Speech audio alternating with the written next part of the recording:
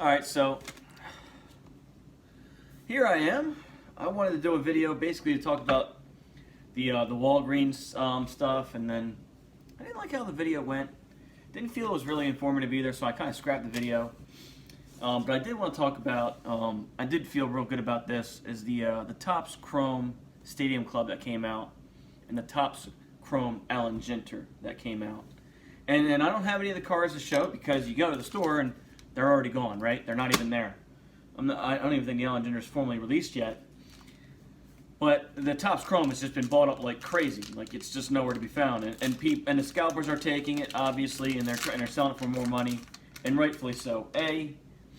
Topps Chrome Stadium Club, limited, very limited run from what I can tell. They ran out of it on Topps website like in a day or two.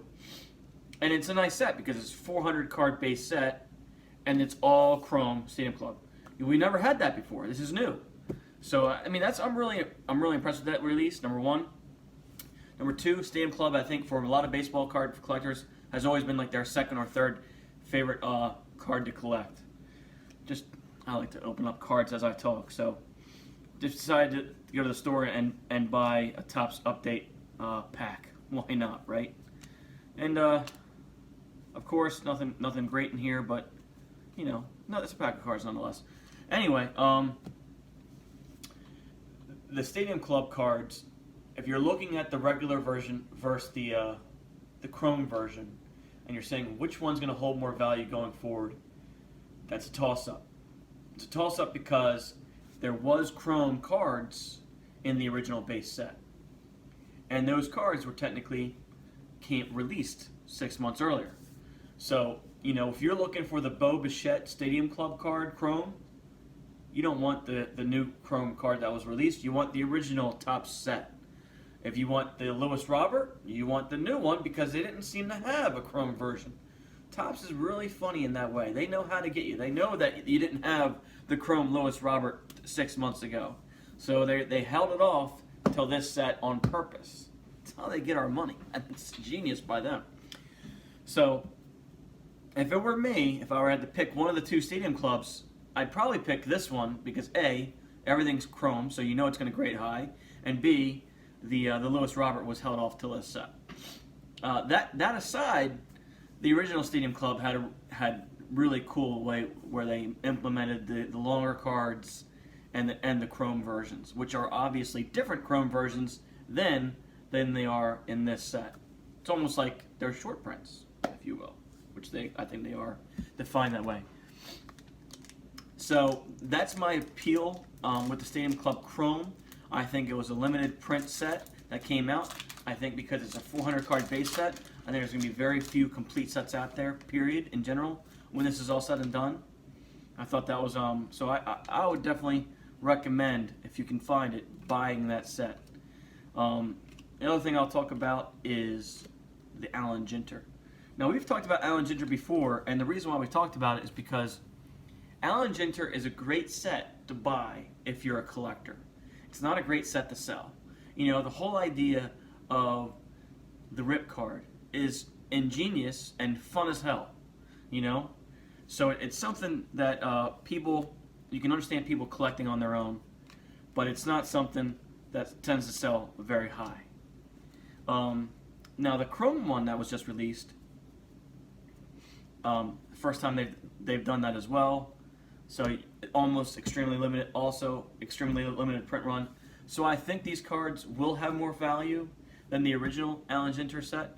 But because the Alan Ginter set is the way it is, still a very unique market for it, I don't think it's going to be a mainstream product, even with the Chrome variation. I think the collectors are going to love it. I think Alan Ginter Chrome can definitely last for a long time. But I'm not going to sit here and tell you that, hey, these are, you know, to me, it's the Topps Chrome product this year that's going to be big bucks, period. Because it had your Arena rookie card, it had your Lewis Robert rookie card, it had, you know, your Bo Bichette rookie card, and oh, by the way, the Topps Chrome product is limited comparatively to your Topps Series 1, Topps Series 2, any of these other bases out there.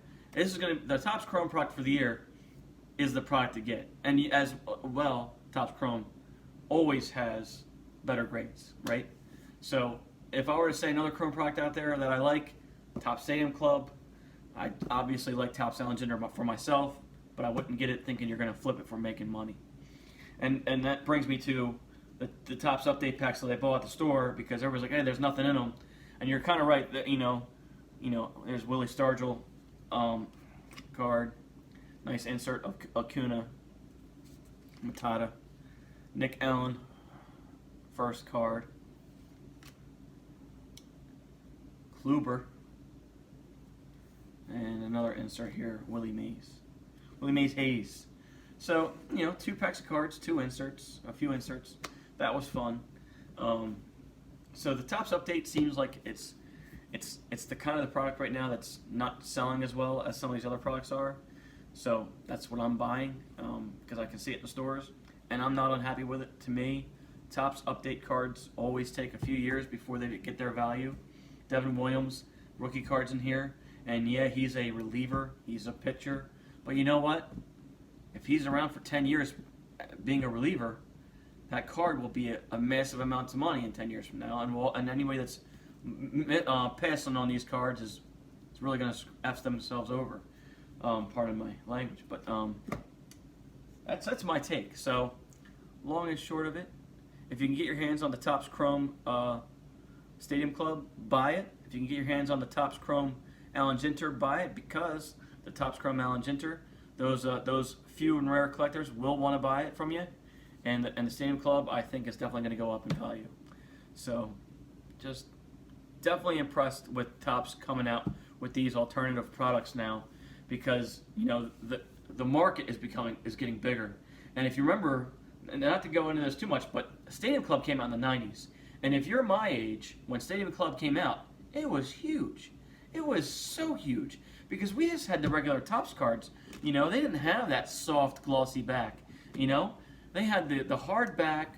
The fronts were like kind of boring and bland. Then Stadium came out, and it was just boom, right there in your face. And it never became their main product. Topps always continued being their main product.